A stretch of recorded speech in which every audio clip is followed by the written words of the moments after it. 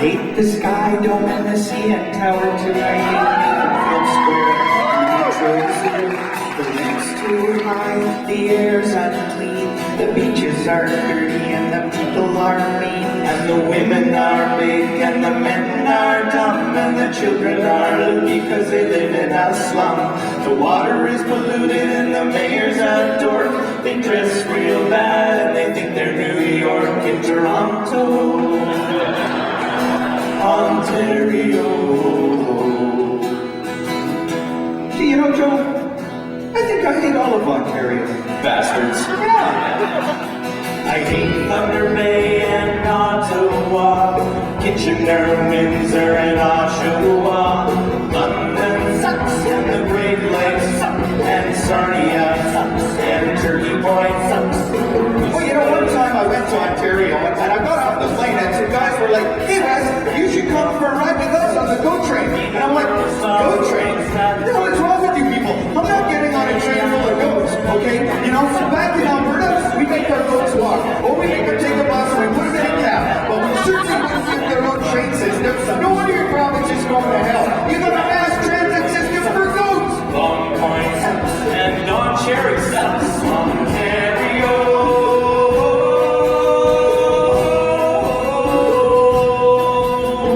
sucks. You know, as I stand here looking out at this beautiful Windspear audience, I can't help but feel like, gosh darn it, I hate every province and territory in this great big sprawling country of ours. Good for you, Wes. Yeah. Except for Alberta, right? I love Alberta. Yeah, me too. Yeah. But I hate Newfoundland because they talk so weird, and Prince Edward Island is too small. Nova Scotia's dumb because that's the name of a bank. New Brunswick doesn't have a good mall, and Quebec is revolting and it makes me mad. Ontario sucks. Ontario sucks. And did you know Manitoba's population density is 1.9 people per square kilometer? Isn't that stupid?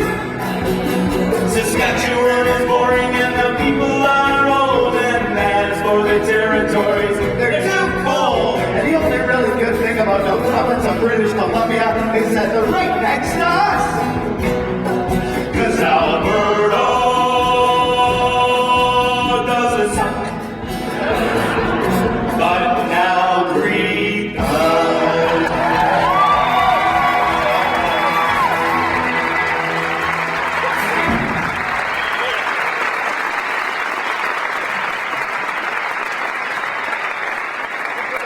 Good evening. I'm that old guy from the original Mission Impossible, and this is biography.